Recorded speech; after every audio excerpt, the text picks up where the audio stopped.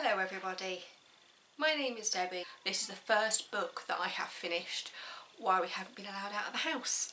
When you're watching this, it'll probably all be over, hopefully, but for me, I actually haven't left the house in about a week. I have been going on walks occasionally for exercise, but you can't drive anywhere for the purpose of just walking. Today's book is The Great and Secret Show by Clive Barker. I was going to do a comparison book review today, comparing The Great and Secret Show to another book that I've read of his called Imagica. I've no idea where Imagica's gone, and that's a huge book, and the idea of comparing the two is just a bit weird in my mind, because this book is weird enough as it is. So we're just going to stick with The Great and Secret Show by Clive Barker. So this is the cover. It's all very, very weird. So you've got like snakes and people around the edges and a man. It's a very weird book. It says the first book of the art on here, which makes me think there are others, especially based on the end of the book, because the end feels like the beginning of something. So I'm assuming there is more there. I'm going to read you the blurb because that's what I do. Armageddon begins quietly. In the small Californian town of Palamo Grove, several children are born, the offspring of the Jaff, a man-spirit obsessed with darkness and depravity, and of Fletcher, a force for light who has fought the Jaff across America. Their prize is the art, the greatest power known to mankind, a doorway to the dream life of the species. To possess it, the two men intend to fight through their children, until their children fall in love. Then all hell breaks loose. This time they will fight to the death, gathering their armies from the souls of Palamo Grove. Nightmares will walk the streets, dreams will be made real. At last the Grove will see the great and secret show. This book is mind-blowing in more ways than one. For one, I really don't understand how Clive Barker dreams up these books, because, I mean, I've only read two of his books so far, this and Imagica, and they are just so bizarre, but in such a great way. Everything that happens in the blurb happens in the first about 100 pages. The first person you meet is Jaff, and you're seeing him as a person. You're seeing him as just a real life person working in a post office in Omaha or something. It's basically kind of where all the undelivered letters and parcels go. He finds himself working in a post office, and as he's going through all the mail, he stumbles upon letters that talk about the art, and he becomes obsessed with it, literally obsessed with it. His name is Randolph Jaff, and after the events of like the beginning, he's just known as the Jaff. And as you read through it, you realise why Jaff is the first person you meet, but at the same time, he's not the answer to everything. There's lots of characters in this book, and it's not who you think it is. I'll say that. It's not who you think it is. And I'm not going to go into any more detail than that, because so much stuff happens in this book, and the ending is so out there. I say the ending, because as I said, it is called the first book of the art, and the end does feel like a beginning to something else. And as I said, I don't actually know if there's more books. I assume there is. This was written in like 89, I think. I think this book is as old as I am. I was born in 1989. Yeah, it was copyright Clive Barker 1989, and this edition was first issued in 1990. And the very, very first page says, "Memory, prophecy and fantasy. The past, the future and the dreaming moment between are all one country living one immortal day. To know that is wisdom. To use it is the art."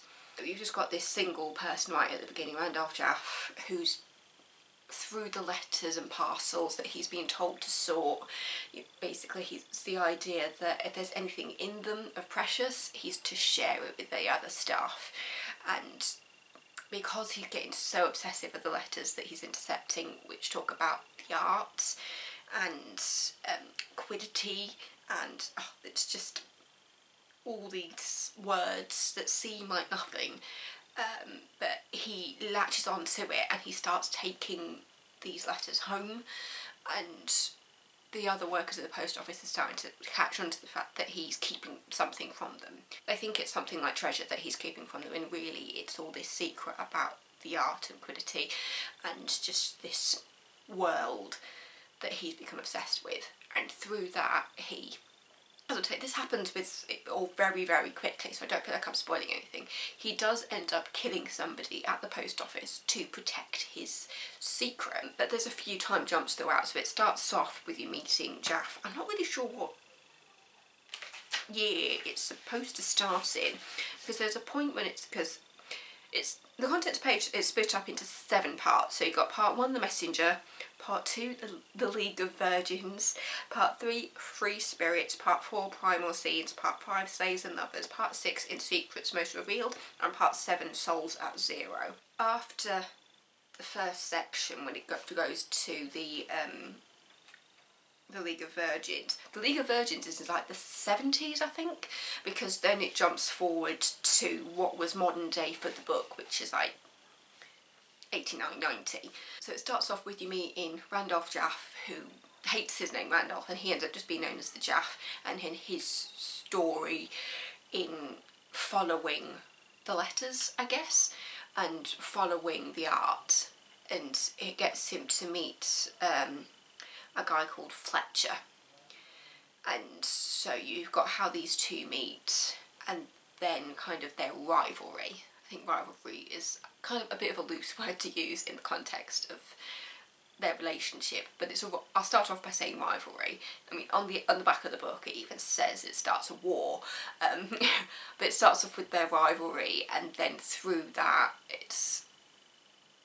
they kind of become godlike, because they kind of kill each other, I guess. Again, this happened within the first 100 pages, and this book it's 698 pages long, this book. So to tell you that happens in the first 100 pages doesn't feel like a spoiler, because it's barely the beginning of the book when all this happens.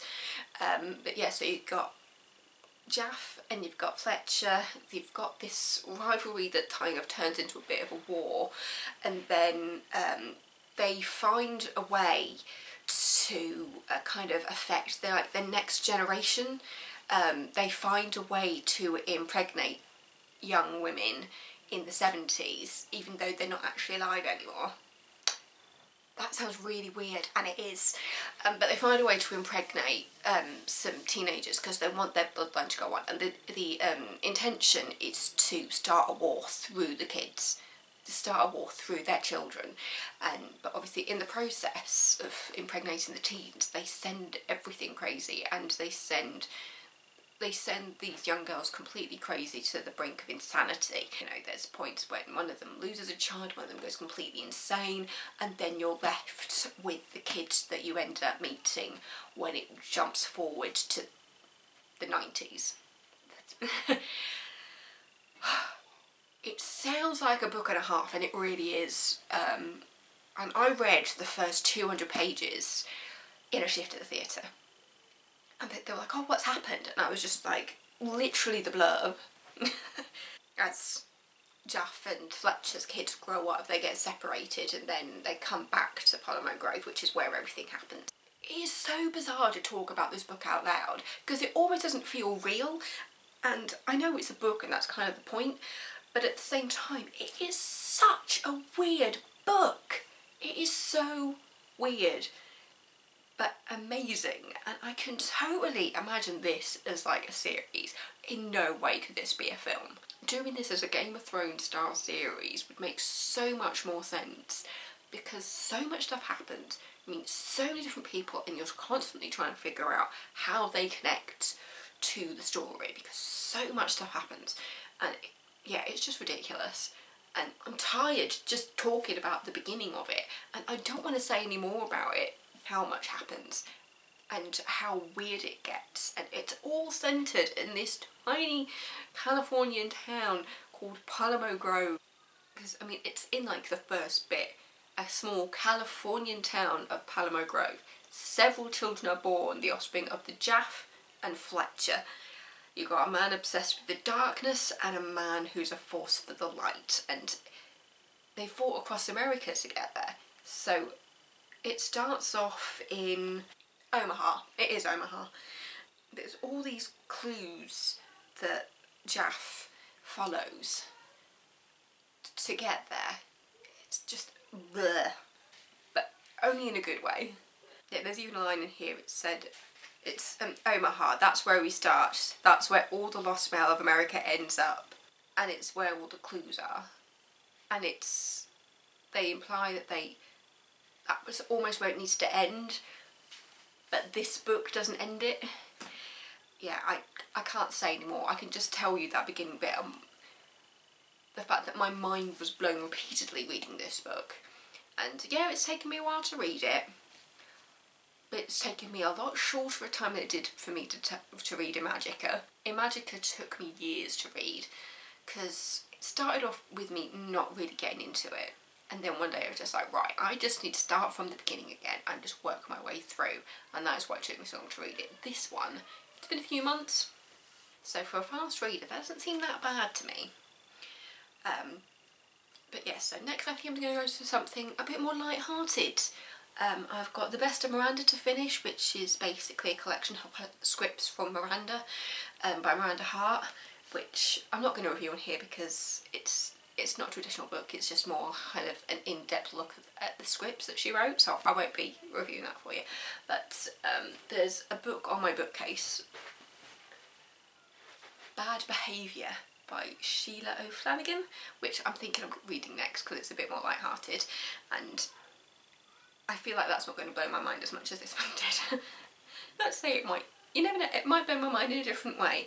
But this one was just so much stuff happens, and it's not one of those light-hearted books where you can just skim read it. You have to read every single word of this.